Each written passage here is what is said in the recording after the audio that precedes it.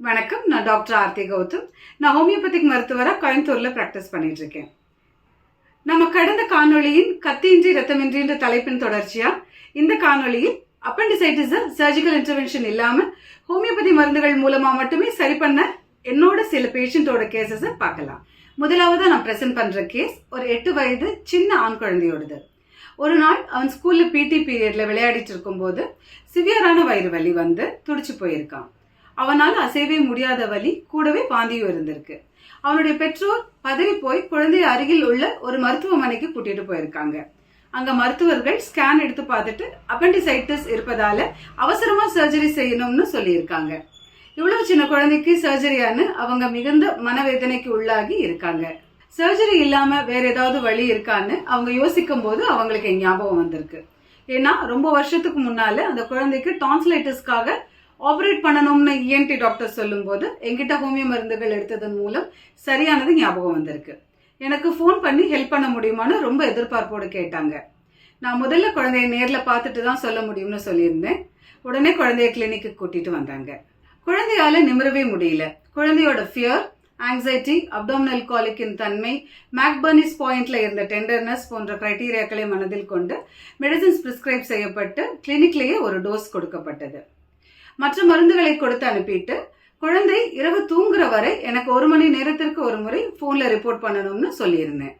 ஒவ்வொரு மணி நேரமும் இம்ப்ரூவ்மெண்ட் இருந்துட்டே இருந்துச்சு. நைட்டும் குழந்தை நல்லா தூங்கிட்டான்.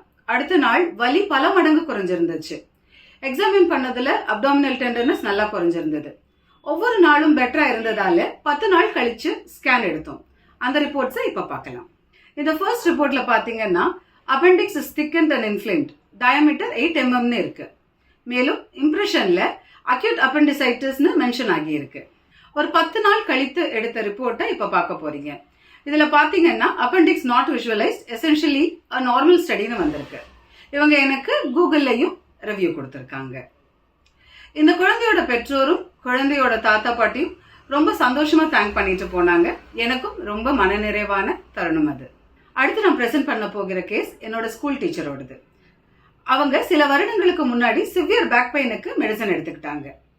சமீபத்துல ஒரு சிவியர் வயிறு வலி வந்து பக்கத்துல ஒரு ஹாஸ்பிட்டல்ல அட்மிட் ஆகி இருந்தாங்க. ஸ்கேன் பண்ணதுல அப்பெண்டிசைட்டிஸ்னு தெரிஞ்சது. அதனால அவங்களுக்கு சர்ஜரி பரிந்துரைக்கப்பட்டது. என் ஞாபகம் வந்து என்னை காண்டாக்ட் பண்ணாங்க.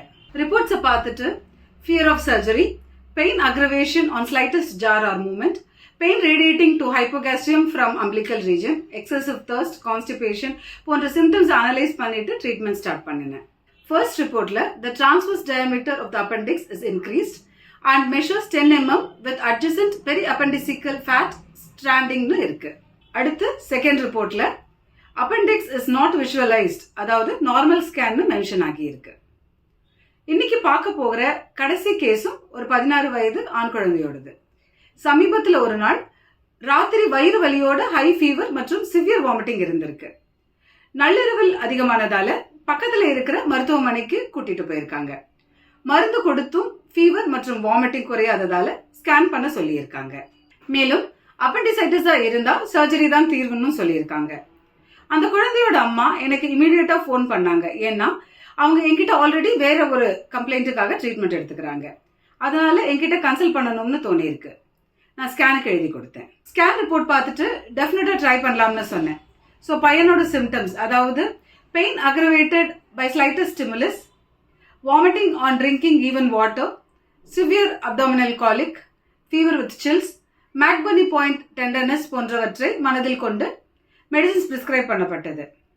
எப்போதும் போல எனக்கு 1 மணி நேரத்திற்கு ஒரு முறை ஃபோன்ல ரிப்போர்ட் பண்ண சொல்லியிருந்தேன்.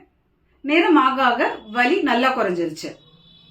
அவரோட ரிப்போர்ட்டை தான் இப்போ நம்ம பார்க்க போறோம். ஃபர்ஸ்ட் ரிப்போர்ட்ல பாத்தீங்கன்னா appendix appears inflamed, measuring 9.6 mm in diameter, mild periappendiceal fat stranding seen, acute appendicitis னு மென்ஷன் ஆகி இருக்கிறத பார்க்குறோம்.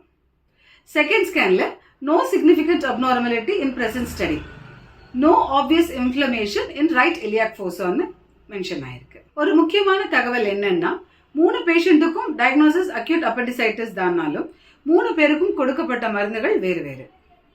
ஒவ்வொருவருக்கும் அவங்களோட mental symptoms, physical symptoms, diagnostic symptoms மற்றும் PQRS சிம்டம்ஸ் என்று கூறப்படும் தனித்தனி முக்கியத்துவம் வாய்ந்த சிம்டம்ஸ் ஆகியவற்றை கருத்தில் கொண்டு ஒவ்வொரு கேஸும் இண்டிவிஜுவலைஸ் செய்யப்பட்டு ஹோலிஸ்டிக் மெடிசன்ஸை சரியாக தேர்வு செய்து கொடுப்பதால் தான் சர்ஜரியை தவிர்க்கக்கூடிய வல்லமையை ஹோமியோபதி பெறுகிறது.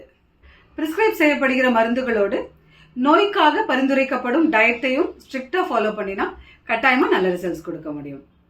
அதே போல ஒரு நல்ல ஹோமியோபதி மருத்துவர் பேஷண்ட்ஸோட நலத்தை மட்டுமே முன்னிலைப்படுத்தி டிசீஸோட ப்ராக்ரஸை மனதில் கொண்டுதான் சர்ஜரி வேணுமா வேண்டாமான்னு பரிந்துரை செய்வார்.